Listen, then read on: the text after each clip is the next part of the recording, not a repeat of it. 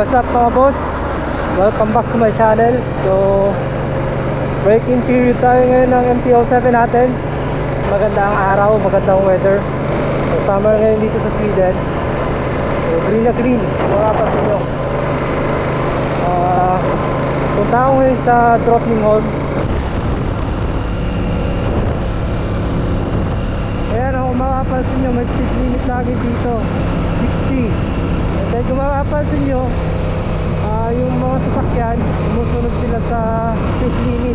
So meron mang hindi sumusunod, siguro magilan-ilan. Kagaya dito ngayon, sa bridge na to, 70 dapat dito.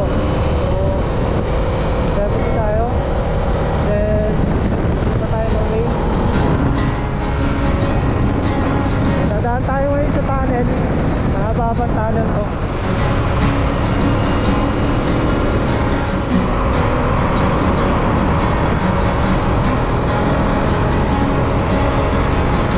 Nagana tayo guys sa tunnel. Nakaka-experience tayo para sa kaibiyaw lang.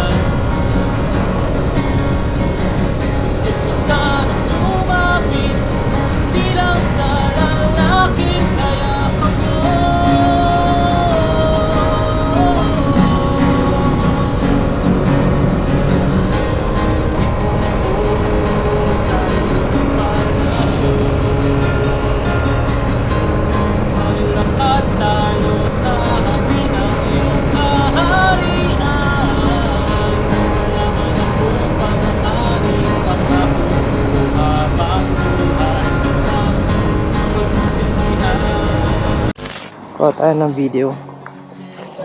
So dito na nakatira yung royal family guys. So tingnan natin paano meron sa likod.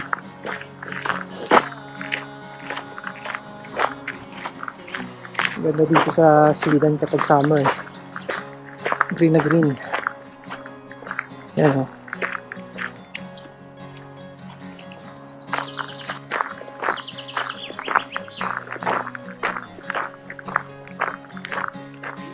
So, baba tayo. Sayang kung kasama ko dito yung mga kagrupo ko, MT-15 Pilipinas. Sana sarap dito. Shoutout sa inyo lahat. At sa mga subscribers natin dyan na patuloy na sumusuporta. So, ito yung makikita dito guys. Ayan. Ayan, palace.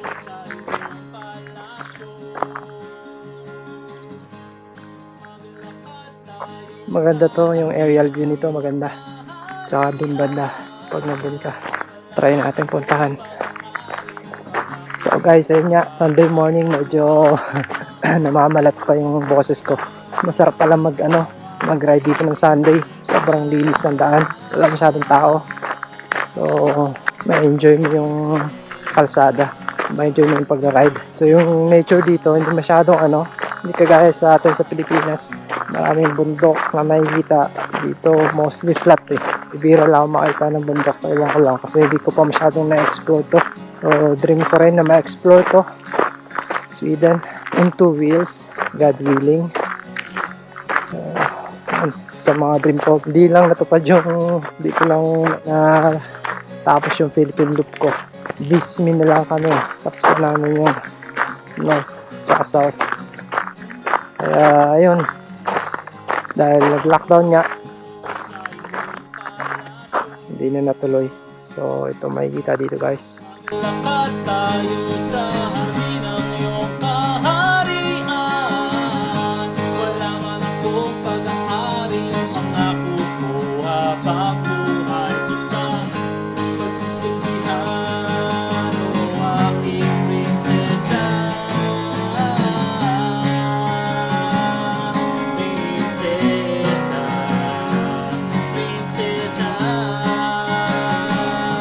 tayo sa gitna para ito yung palace.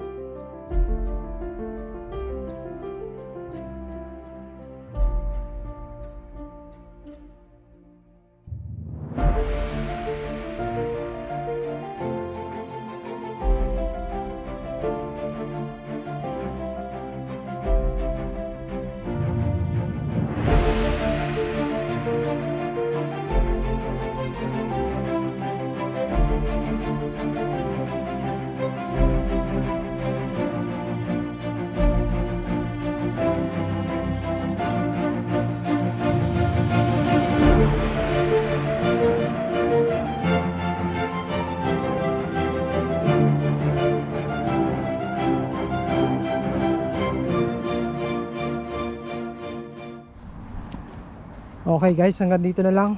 Hanggang sa muli. Shoutout sa inyo lahat. Stay safe at ride safe guys. Ciao.